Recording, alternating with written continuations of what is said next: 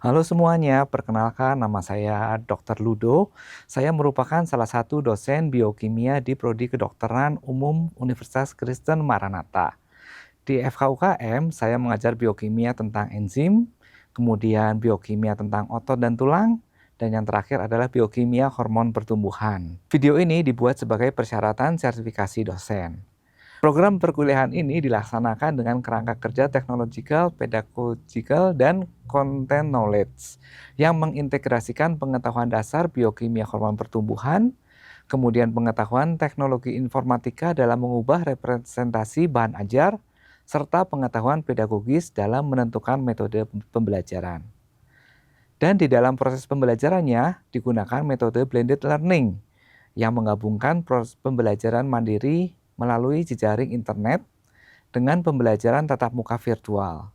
Representasi bahan ajar yang memuat paparan teori diubah ke dalam bentuk video pembelajaran yang diunggah ke dalam Learning Management System atau LMS sehingga dapat diakses mahasiswa peserta kuliah setiap saat melalui jaringan internet.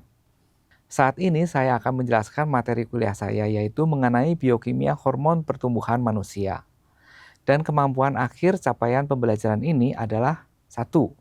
Mampu mengingat dan memahami metabolisme normal hormon pertumbuhan di dalam tubuh manusia. Yang kedua, mampu mengingat nilai normal hormon pertumbuhan dalam tubuh manusia. Dan yang ketiga adalah mampu mengingat dan memahami dari defisiensi dan overproduksi dari hormon pertumbuhan di dalam tubuh manusia. Untuk penilaian akhir akan diujiankan bersama dengan mata kuliah lain pada blok tersebut. Berikut salah satu topik pembelajaran yang dilakukan melalui Zoom. Selamat menyaksikan.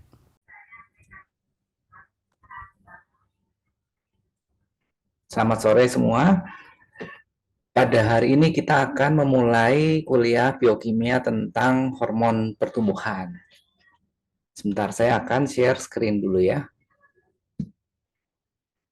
Sudah kelihatan? Sudah terlihat dok, dengan jelas. Oke, ya. Oke, selamat sore semua ya. Kita akan memulai kuliah tentang hormon pertumbuhan ya dari sisi biokimianya ya. Hormon pertumbuhan atau growth hormone ya itu disekresikan secara pulsatile ya. Pulsatile jadi itu mempunyai ritme ya. Jadi seperti yang kalian ketahui, kalian dapat bertumbuh itu seringkali di malam hari ya. Jadi memang si growth hormone itu disekresikan lebih banyak di malam hari ya. Dan yang mensekresikan adalah dari kelenjar anterior pituitari. Nah, hormon pertumbuhan ini ya terdiri dari 191 asam amino ya. Kursornya ini ada ya. Nah, kursornya di sini tidak kelihatan ya. Jadi intinya sih mengandung 2 ikatan disulfida ya. Jadi ada 2 ikatan disulfida. Hormon ini merupakan suatu struktur protein ya dan terdiri dari 4 helix ya. Jadi ini ada 1, 2, 3, 4 ya. Jadi ada 4 helix ya. Dan 4 helix ini yang dapat berikatan dengan si reseptornya. Nah, hormon ini dihasilkan dari mana? Ya, ternyata hormon ini disintesis dan disekresikan oleh anterior pituitari itu ya. Nah, sel yang mensekresikan adalah somatotrop ya. Sel growth hormone ini disekresikan tergantung dari adanya GHRH ya atau growth hormone releasing hormone ya. GHRH ini yang mensekresikan itu dari hipotalamus ya.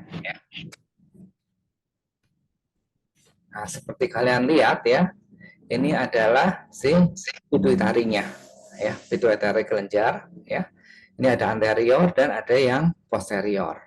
Nah, di sini adalah hipotalamusnya ya. Jadi hipotalamus mensekresikan GHRH, kemudian sebagai akibatnya growth hormone akan disekresikan di anterior lobe. Nah, ini gambarannya ya. Jadi kita baca nomor 1 dulu nih ya. Jadi Ketika hipotalamus ini terstimulasi, ya, ini akan mensekresikan hormon GHRH, ya. GHRH akan disekresikan melalui si hypophyseal portal system, ya. Jadi GHRH akan menuju ke sini melalui hypophyseal portal system ke arah anterior lobe, ya, ke arah anterior lobe, kemudian baru growth hormonnya disekresikan. Ini ada growth hormon disekresikan. Jelas ya. Sambil saya menerangkan, kalau kalian ada yang mau tanya, langsung aja tanya, nggak apa-apa. Ya, jadi biar nggak lupa, ya.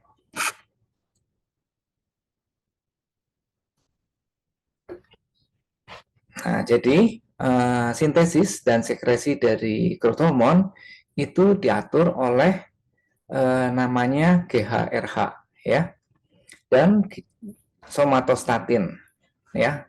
Jadi jadi GHRH itu adalah suatu prehormon, ya.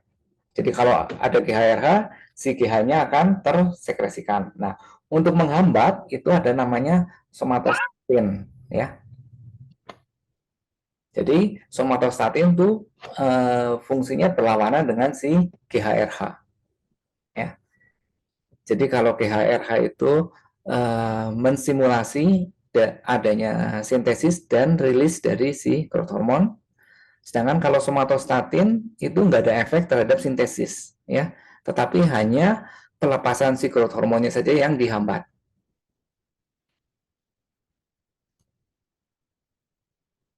Ya, jadi dari sini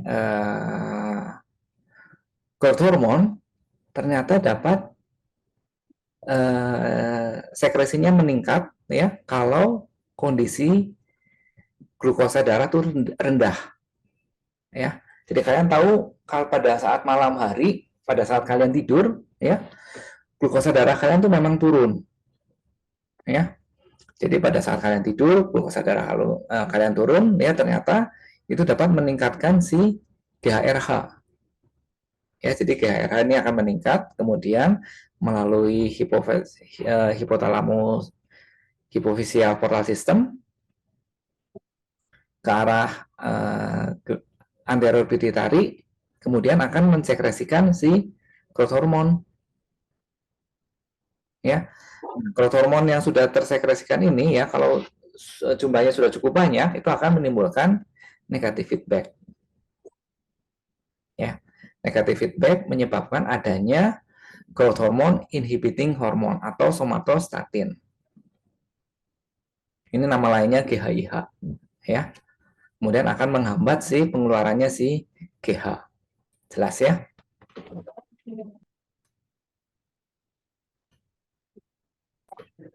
Nah, growth hormone ini bersirkulasi ke badan, ya, ke badan kita, ke tubuh kita, itu melalui darah, ya.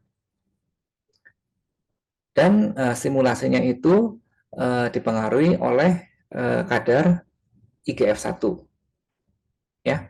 IGF-1 produksinya dari hati, ya. Nah, pada anak-anak, ya, IGF-1 itu mensimulasi kondrosit, ya. Jadi intinya kalau si kondrositnya tersimulasi, ya, itu akan memanjang, ya. Jadi anak kecil yang pada masa pertumbuhan itu dapat makin tinggi, ya. Nah, kalau pada dewasa, ya, growth hormone ini berperan dalam maintenance, ya, maintenance jaringan-jaringan tubuh. Ya, jadi misalkan fat, ya, terus otot juga, ya. Nah, kemudian IGF-1 itu juga berperan dalam mematurkan, ya, mematurkan dari otot yang belum matur jadi matur. Jelas ya? Nah, secara keseluruhan growth hormone ini berperan pada 3 metabolisme tadi itu, ya. Jadi yang pertama ada protein metabolisme, ya. Jadi Umumnya ya, growth hormone ini dapat mensimulasi protein anabolisme ya dalam berbagai jaringan ya.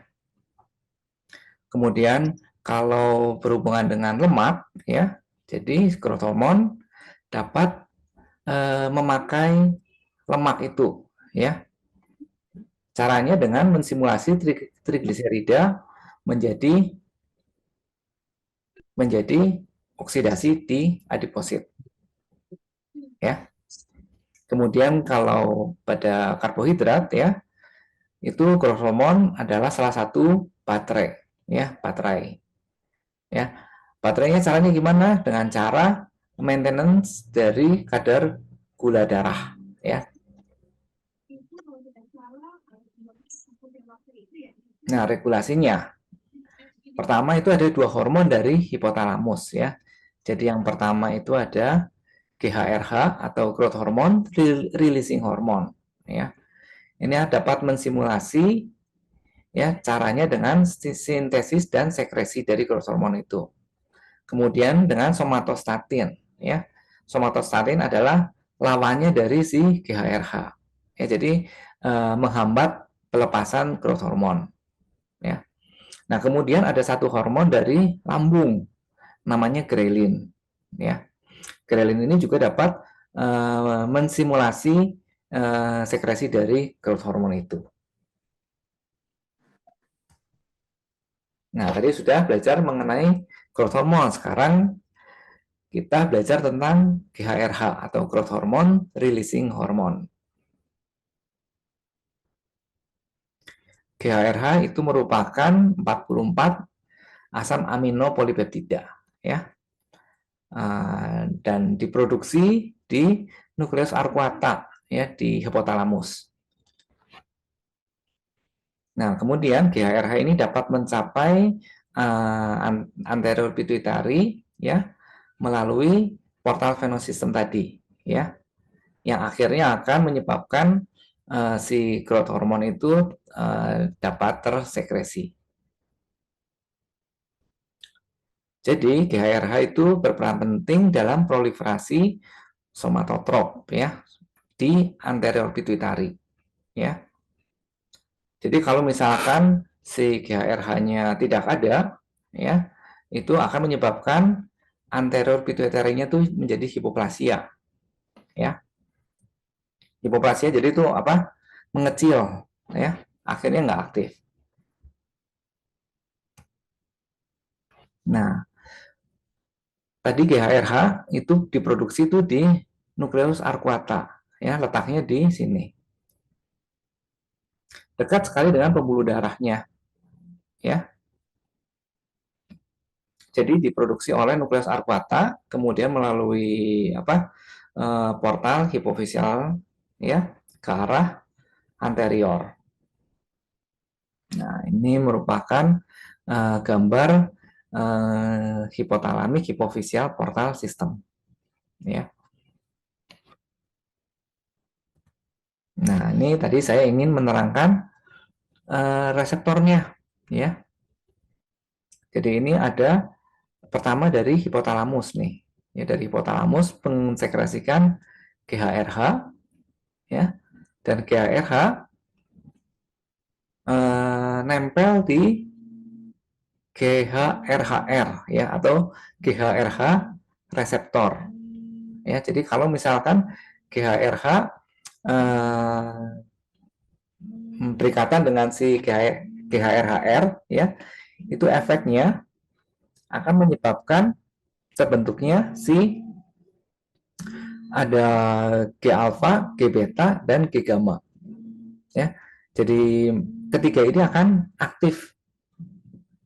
Ya, nah setelah aktif, terutama nih yang alfa.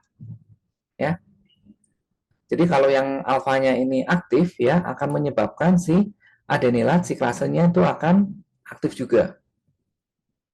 Ya, adenilat siklase ya akan menyebabkan terbentuknya si siklik AMP. Nah, kalau siklik AMP ini sudah terbentuk ya atau kadarnya itu makin banyak ya, ini akan mengaktifkan protein kinase A atau pKa. Nah, pKa ini ya yang dapat menyebabkan fosforilasi dari si GH promoter ini. Ya. Jadi si GH promoter ini ya terfosforilasi. Di sini ada tandanya nih huruf P ya. P ini berarti itu terfosforilasi. Kalau terfosforilasi berarti ini sudah aktif. Ya. Jadi kalau growth hormone promotornya sudah aktif akan mengeluarkan si growth hormone. Jelas ya. Satu ini ke growth hormonnya ya. Nah, yang kedua ya ternyata si protein kinase A ini ya dapat menyebabkan si GHRHR promotor juga ya, di mana ini fungsinya nanti menjadi menjadi reseptornya juga. Kebayang ya. Nah, tadi kan disebutkan ada 7 transmembran ya. 7 transmembran nih, jadi ininya nih ada 7 ya. Jadi kalau kamu hitung nih ada 7. 1 2 3 4 5 6 7 ya. Jelas ya?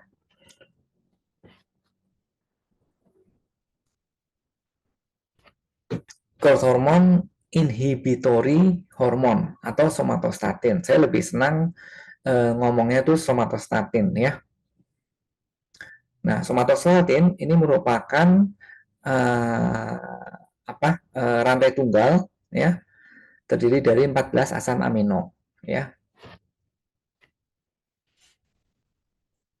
Nah, kemudian somatostatin ini ternyata dihambat oleh kadar glukosa yang tinggi ya. Kemudian diinduksi oleh adanya growth hormone atau IGF-1. Kemudian exercise dan imobilisasi. Imobilisasi itu jadi kalau orangnya itu diem ya.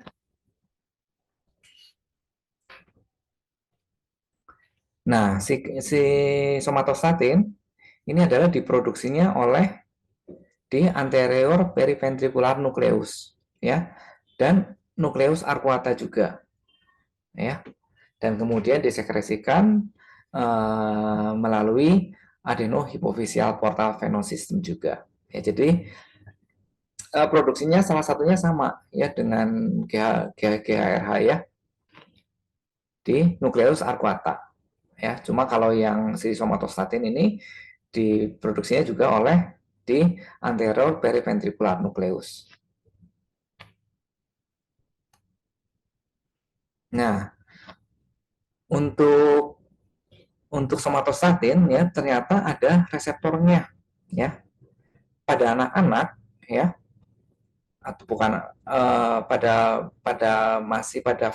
fetus ya, itu SSTR atau SST reseptor itu ada 5 ya, SSTR 1 sampai 5 ya.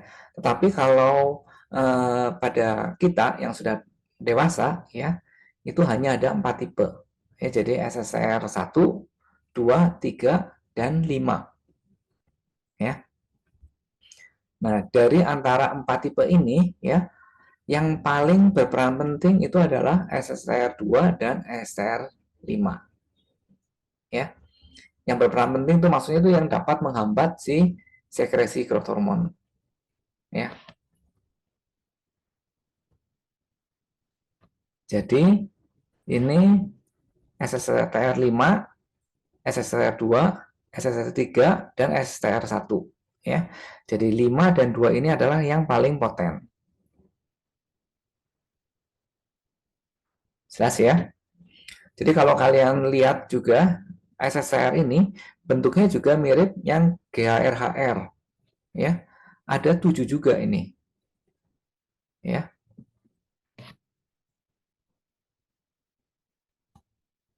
Nah, sekarang kita ngomongin masalah negatif feedback ya. Jadi ternyata negatif feedback ini ada IGF-1 ya. dan ada growth hormonnya itu sendiri, ya. Jadi kalau IGF-1 ini berperan secara langsung ya ke somatotrop cell. Kemudian dapat mensimulasi dari pelepasan dari somatostatin, ya. Kemudian kalau growth hormone ini secara langsung dapat mensupres dari somatotrop cells dan menghambat dari sekresi GHRH. Ini ada gambarnya ya. Saya lebih senang menerangkan dari gambar ini ya, karena cukup jelas ya.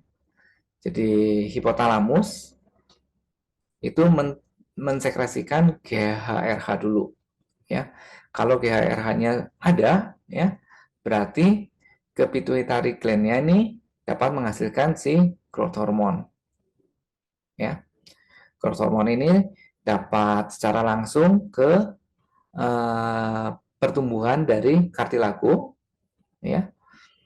Terus dapat secara langsung juga ke hati atau ke liver ya, untuk mengeluarkan si IGF-1 ya. IGF-1 juga ini yang dapat menyebabkan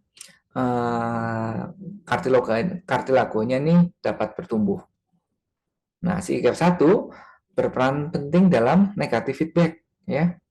Jadi negative feedback langsung ke pituitary gland dan langsung ke hipotalamus. Jelas ya.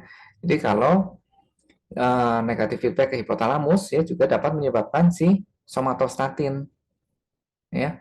Somatostatinnya muncul akan menginhibisi dari pengeluaran si growth hormone itu. Jelas ya? Kemudian dari lambung tadi juga ada menyebabkan pengeluarannya si hormon ghrelin tadi ya. Ghrelin ini juga dapat berperan positif dalam pengeluaran si growth hormone. Jelas ya? Nah, sekarang berbicara mengenai kadar normal dalam darah ya. Jadi pada laki-laki ini kadar normal growth hormone itu adalah 1 sampai 9 nanogram per mililiter ya. Pada wanita 1 sampai 16 nanogram per mililiter ya. Natural levels of growth hormone fluktuasi ya selama 1 hari ya. Nah, ini tergantung dari misalkan ada stres, exercise, fasting atau sleep. Ya, jadi kadarnya dalam 1 hari itu berbeda-beda ya si growth hormone ya. Cuma memang relatif banyak tuh pada saat malam hari ya, atau pada saat exercise ya, atau pada saat fasting atau puasa ya. Nah, apa kelebihannya kalau misalkan kita kelebihan growth hormone ya. Nah, growth hormone yang berlebih ya seringkali berasal dari adanya tumor di pituitari ya. Nah, ini ada 2 macam ya. Ada yang timbulnya tumor itu sebelum pubertas dan sesudah pubertas. Ya. Jadi kalau sebelum pubertas ya namanya tuh gigantism. Ya. Contohnya ini adalah namanya Robert Wadlow ya. Ini dia ya. Kemudian kalau sesudah pubertas namanya menjadi akromegali. Ya, jadi kalau akromegali itu gejalanya mukanya ini membesar, tangannya membesar, feet-nya tuh membesar juga, si kakinya membesar, ya. Kemudian ada kenaikan tekanan darah, ya, dan seringkali ada dibarengi oleh penyakit jantung, ya. Jelas ya. Nah, kalau growth hormone tuh kadarnya terlalu sedikit, ya, dibagi 2 juga, ya. Jadi sebelum pubertas namanya dwarfism, ya. Kalau sesudah pubertas, ya, ini namanya sih belum ada ya. Jadi intinya kalau sesudah pubertas ya, jadi ototnya tuh makin sedikit, bukan makin sedikit, makin kecil tampaknya. Ototnya makin kecil ya. Terus kekuatan tulangnya juga menjadi gampang fraktur ya, menurun. Jadi di sini dibandingkan adalah anak-anak pada umur yang sama. Ya, jadi kalau yang dwarfism nih seperti ini ya, dwarfism. Tapi kalau yang sesudah pubertas seperti ini. Ya. Jadi ototnya kecil ya. Jelas ya? Terima kasih. Ada pertanyaan nggak?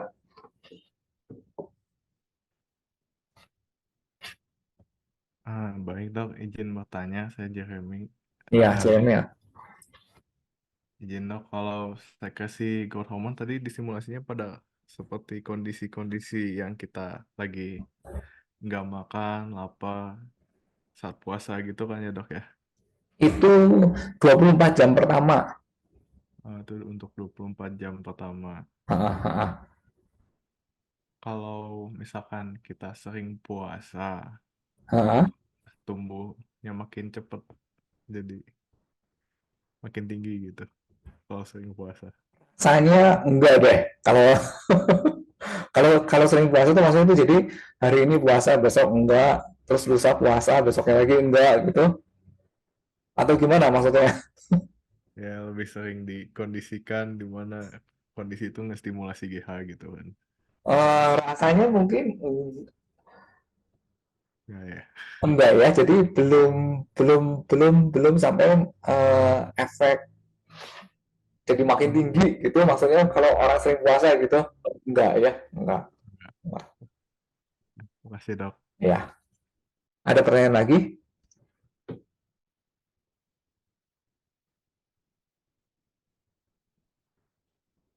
Cukup?